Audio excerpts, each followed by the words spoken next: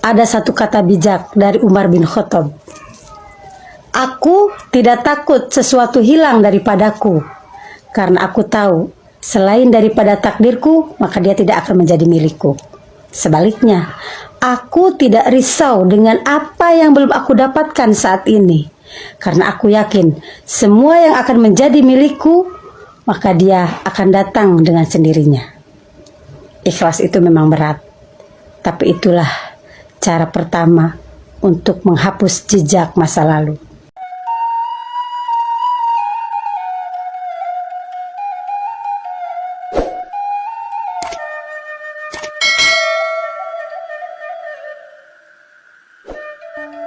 Jangan khawatirkan takdir, malang tak dapat ditolak. Ada pepatah yang menyebutkan malang tak dapat ditolak, untung tak dapat diraih. Inilah pengibaratan kiasan pepatah jika seseorang terkena musibah. Siapa di antara kita yang tak pernah berjumpa dengan musibah? Tentu semua manusia akan disambangi dengan berbagai keadaan yang membuat gerah. Menyikapi segala warna dalam kehidupan, kita harus bijak agar tak salah mengambil keputusan. Lantaran salah langkah akan menjadikan hidup tak tentu arah. Butuh panduan agar kita tak salah jalan. Islam mengajarkan tentang pedoman yang bisa dijadikan tuntunan. Rasulullah dan salafus saleh sudah memberikan keteladanan. Takdir ketika lahir dan mati adalah hal yang tidak dapat diubah oleh setiap manusia saat menjalankan suatu kehidupan di dunia. Jadi, lahir sebagai Jawa, lahir sebagai Sunda, Madura, Minang, Arab, bahkan lahir sebagai Cina Arab sekalipun bukan kemauan kita, bukan pilihan kita, tetapi merupakan keniscayaan, sesuatu yang tidak bisa kita minta dan tidak bisa kita tolak. Apalagi yang perlu dikhawatirkan? Bukankah selama ini kita yang terlalu takut? Takut kalau Allah tak cukupi kebutuhan hidup kita. Takut kalau ternyata takdir yang kita harapkan tidaklah sesuai dengan kehendaknya. Takut kalau kita tidak begini, maka akan begitu. Takut kalau kita tidak begitu, maka akan begini. Takut kalau kita tidak begitu, maka akan begitu.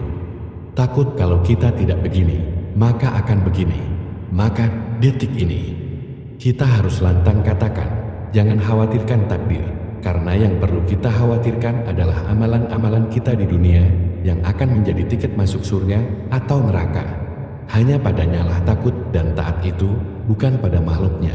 Jangan sekutukan Allah dengan sesuatu yang tidak pantas kita sandingkan dengannya, karena tidak ada zat lain yang bisa menandinginya. Cukup sudah kekhawatiran kita akan takdir, karena keterbatasan kita, kelemahan diri, dan sedikitnya ilmu tidak akan pernah bisa melampauinya. Maka mengapa kita sibuk sekali mencegah sesuatu itu harus terjadi, atau sebaliknya? Sekuat apapun kita meminta takdir itu tidak bekerja, atau bekerja sesuai ingin kita capai, kita tidak akan pernah bisa. Takdir bekerja dengan caranya, dia punya mekanisme terbaik bagi tiap-tiap hamba. Tak peduli seberapa menyulitkan, menyakitkan, tidak menyenangkan, jika takdir itu telah memilih tempatnya, maka ia akan bekerja dengan cara terbaiknya. Apalagi yang perlu dikhawatirkan atas takdir, sedangkan ia begitu amat jelas bagi setiap hamba. Ada kebaikan pada tiap keputusannya, pada tiap koretan tintanya di buku-buku takdir itu. Percayalah, amalan-amalan itu akan menjadi saksi di yaumil akhir, kelak jadi pemberat dalam keriduannya, hingga perjumpaan dengannya adalah hadiah terindah bagi seorang hamba. Semoga kita berkesempatan menatap wajah Tuhan kita, berbincang dengannya. Dalam pantun Minang, indak dapek sarimpang padi, batuang dibalah kaparaku. Indak dapat bak kandak hati, kandak Allah nan balaku. Tafsir sampiran, indak dapat sarimpang padi, batuang dibalah kaparaku. Padi beras adalah makanan pokok di Indonesia, termasuk di Minangkabau. Tanaman ini umumnya dibudidayakan di lahan sawah, ditanam beberapa batang saja dalam serumpun.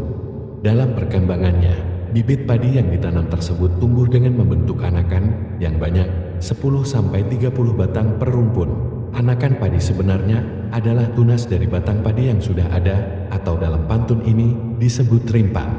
Batuang adalah sejenis bambu yang keras dan tebal, sedangkan paraku yang sering juga disebut pagu adalah semacam balai-balai di bagian atas dapur untuk meletakkan kayu api. Tafsir isi pantun, indak dapat bak kandak hati, kandak Allah nan balaku.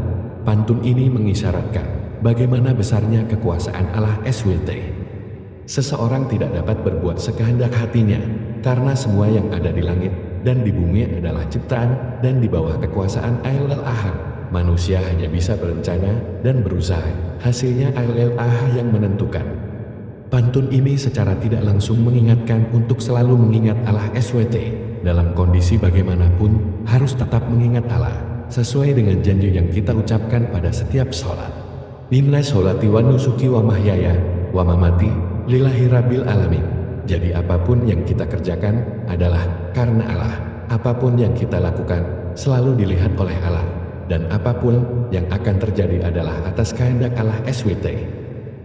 Semoga hadirnya kita ke dunia ini menjadi bagian dari perbaikan dan generasi terbaik bagi umat ini.